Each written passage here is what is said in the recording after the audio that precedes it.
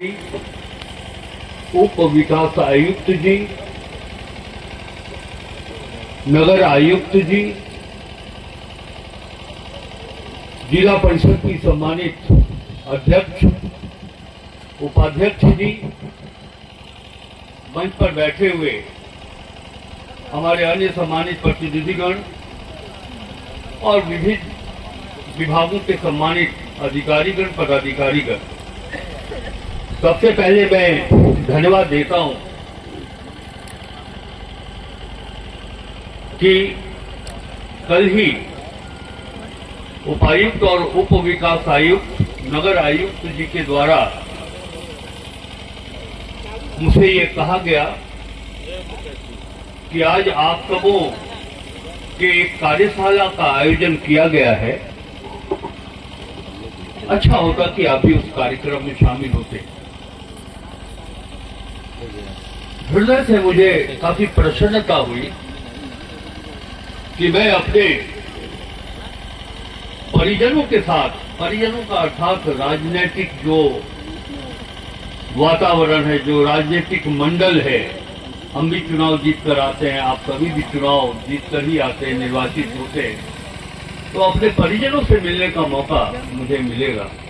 मैं धन्यवाद देता हूं डिप्टी कमिश्नर साहब का, डीडीसी साहब का और नगर आयुक्त जी का। ये अवसर आपके द्वारा मुझे मिल पाया है। एक विधायक होने के नाते मेरे मन में एक कमी जो रह गई है वो कचोटती। कमी यह रह गई कि छात्र जीवन के बाद वर्ष 1980 में सीधे मुझे विधायक का टिकट मिला और मैं विधायक बन गया। काश मैं मुखिया होता और तब विधायक बनता तो बात कुछ और होती।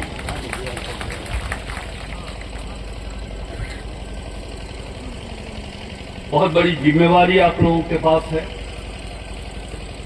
और ये जो व्यवस्था है, ये जो आज का कार्यशाला है, मुझे पूरा विश्वास है कि आप सबों के सहयोग से आने वाला भविष्य पलामू के लिए बहुत ही उज्जवल होगा। कुछ कमिटमेंट की आवश्यकता है आपकी ओर से भी और प्रशासनिक अधिकारियों की ओर से भी, और फिर जो विधानसभा में आपका प्रतिनिधित्व कर रहे हैं उनकी ओर से भी। मिलकर कैसे पलामू को आगे बढ़ाएं। हम हर क्षेत्र में लगभग पीछे। राज्य निर्माण होने के बाद जिस गति से पलामू को विकास के मार्ग पे आगे बढ़ना चाहिए था, वह गति अभी तक सामने नहीं आ पाई। मुझे बेहद खुशी तब होगी जब एक मंत्री के रूप में आपके सहयोग से हम पलामू को विकास की गति में थोड़ा भी आगे बढ़ा सकें। तो ये मेरे लिए भी आत्मसंतुष्टि की बात होगी और आप सबों को भी आत्मसंतुष्टि मिलेगी। एक बहुत अच्छा वातावरण है।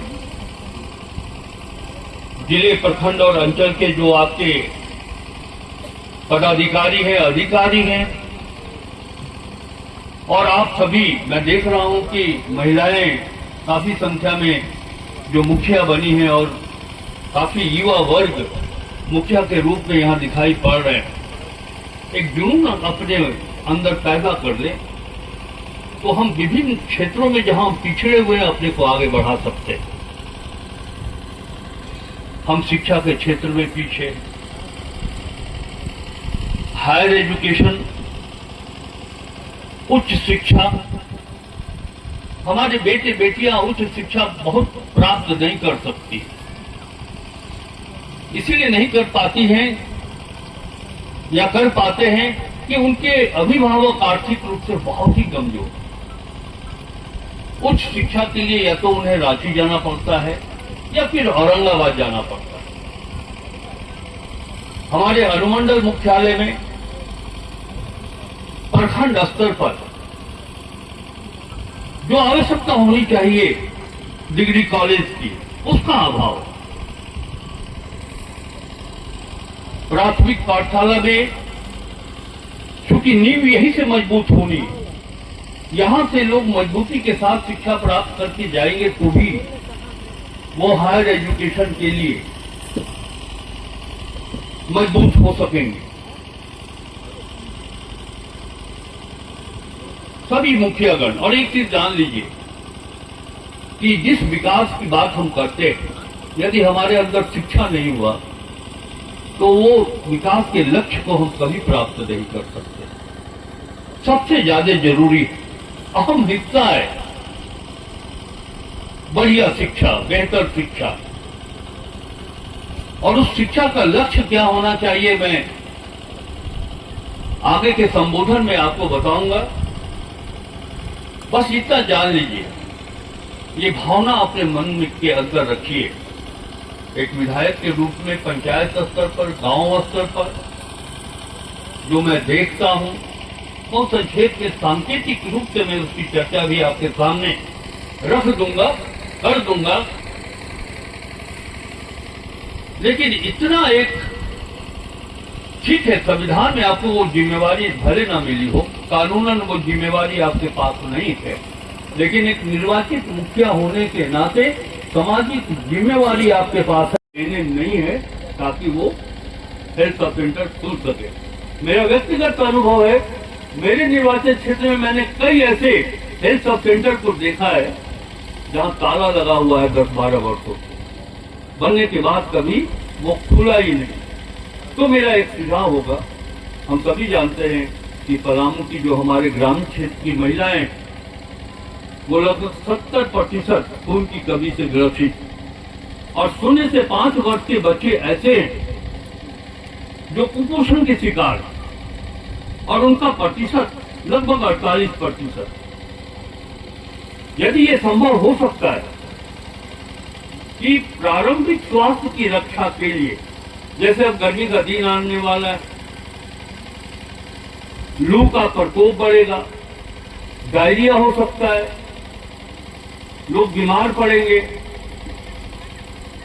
तो साधारण कैल्पोल, बुखार दूर करने की दवा, सर्दी खांसी की दवा, क्योंकि आपके पास एएनएम हैंड्स के रूप में नहीं है, तो क्यों नहीं हम आंगनबाड़ी केंद्र में जो हमारी सेविका और सहायिका हैं, हम 15 दिनों का ट्रेनिंग दे करके हम वहां आवश्यक दवाई उपलब्ध कराएं। क्या ये संभव हो सकता है या उचित लगता है सिविल सर्जन साहब, आप बताइए।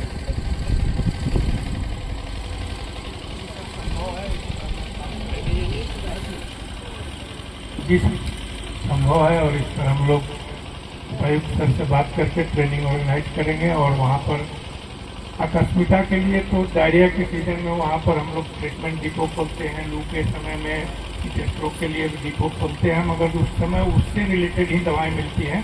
मगर जैसा कि सुझाव है, सामान्य बीमारियों के लिए भी उनको ट्रेनिंग के पश्चात दवाएं उपलब्ध कराई जाएंगी। अब जैसे रक्त की कमी देखो देख करके कर सकते, अब आर्बिटोन ऐसी दवा टैबलेट प्रारंभिक स्तर पर उनको आंगनबाड़ी केंद्र से मिल जाए, तो उनको लगता है कि इसमें कोई उस महिला के साथ कोई क्षति नहीं हो सकती है, उस रोगी के साथ। ये सब तो हम लोग दे ही सकते हैं जी। मैं डीसी साहब से ये अनुरोध करूंगा कि यदि हमारा ये सुझाव अच्छा लगे तो प्रशासनिक स्तर पर इस बात की स्वीकृति मिलनी चाहिए कि आंगनबाड़ी सेविका या सहायिका जिनकी संख्या लगभग 2500 से अधिक है, हम उन्हें ट्रेंड करके, और ये जो स्वास्थ्य उपचार के लिए दवाएं हैं वो हम आंगनबाड़ी केंद्र में रख सकते हैं। यदि ये संभव प्रशासनिक स्तर पर, तो इस काम का किया जाना मैं समझता हूँ कि बहुत ही आवश्यक है। बहुत अधिक समय नहीं लूंगा, हम सब मिलकर के ऐसा काम करें, चाहे वो कार्यपालिका हो या विधायिका, हम लोग मिलकर के इस तरह का काम करें कि पलामू आगे बढ़े, पूरे राज्य के मानचित्र पर पलामू नंबर 1 पर स्थापित हो। ये हम सबों का प्रयास होना चाहिए। बहुत बहुत धन्यवाद। जय हिंद।